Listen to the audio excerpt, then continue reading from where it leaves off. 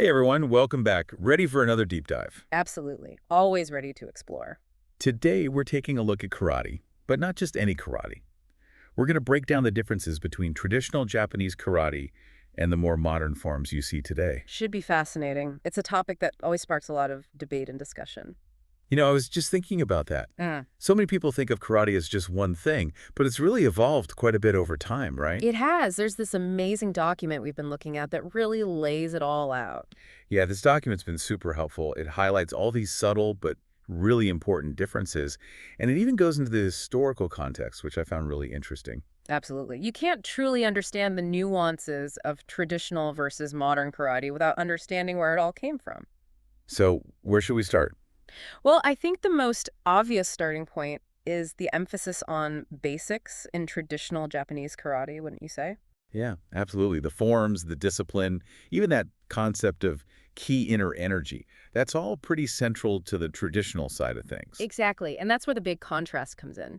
Modern karate, it seems to be all about competition, speed, those more dynamic techniques. Yeah, almost like a shift from internal mastery to external results, wouldn't you say? You hit the nail on the head. To grasp the difference, you've got to go back in time. Traditional Japanese karate, it's deeply rooted in the samurai philosophy of Bushido. Wow, so we're talking warriors not just training for combat, but for self-improvement, even spiritual growth. Precisely. Think of ki as that focused inner energy. It's almost like channeling your breath and intention to give your strikes that explosive power. It's pretty Uh, incredible when you see it done right. I can only imagine. But then modern karate, it evolved in a different time, right? Oh. More influenced by the rise of competitive sports. You got it. That's why you see all those faster dynamic techniques. It's borrowed training methods from other martial arts, too. Interesting. So with all this talk about historical context, wouldn't that make traditional karate seem a bit outdated in today's world? That's a great question, and it's one a lot of people ask. But here's the thing. Those principles of discipline, focus, resilience, those are timeless values.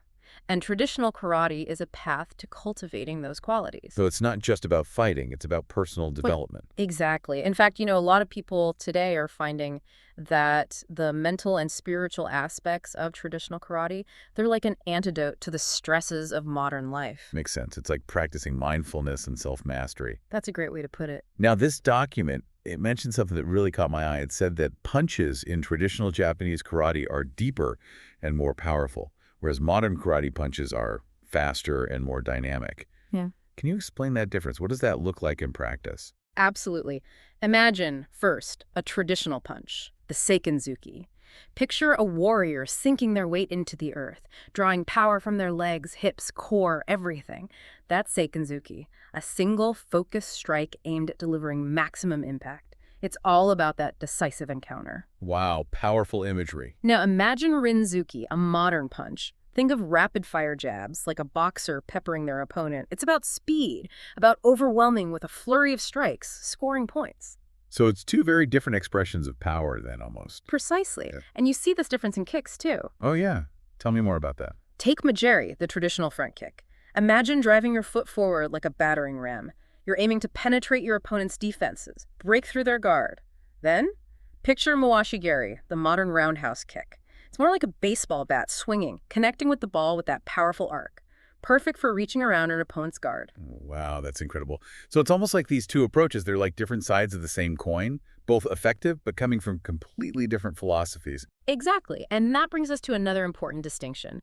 The philosophical underpinnings. The document points out that traditional Japanese karate emphasizes Bushido and Zen, while modern karate leans more toward achievement and competition.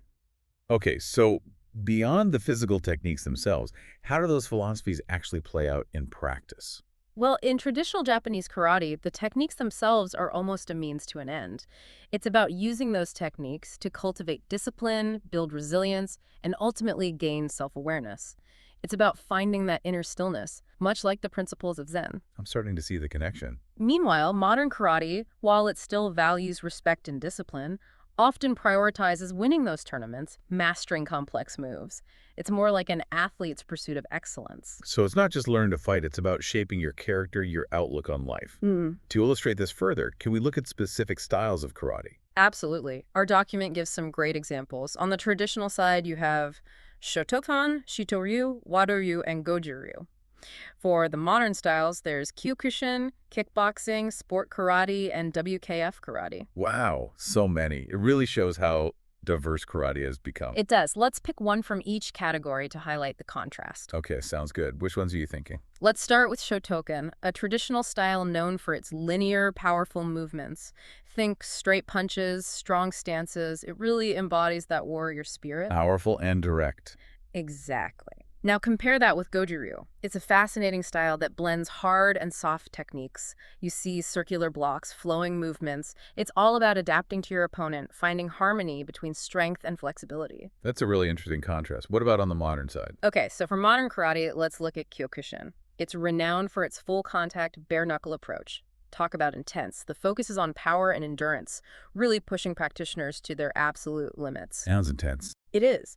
And then there's sport karate. It's got a point-based system and protective gear. Here, it's all about speed, precision, tactical execution. Think of it like a fencing match. So we've got these two ends of the spectrum, the intense, bare-knuckle approach and the more strategic point-based style. Exactly. And that's the beauty of karate. It's evolved to encompass such a diverse range of approaches and philosophies. And that makes it a bit harder to choose which one is better. Absolutely. And honestly, it's not about which one is better.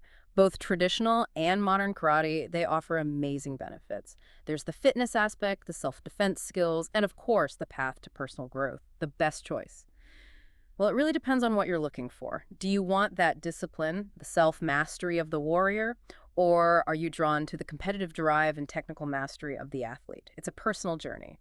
This deep dive has been so insightful. It's amazing how exploring a martial art can reveal so much about history, philosophy, and how we approach personal development.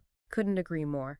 And it's a reminder that there's always more to learn, both about the world around us and about ourselves. You know, as we wrap up, I want to leave you with a thought to ponder.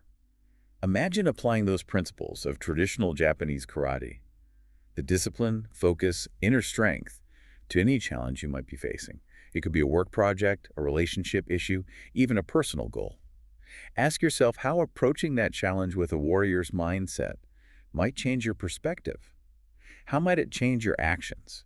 It's something to think about. Great point. Sometimes stepping outside our usual way of thinking can make all the difference. Exactly. And that's a wrap on our Karate Deep Dive. Until next time. See you then.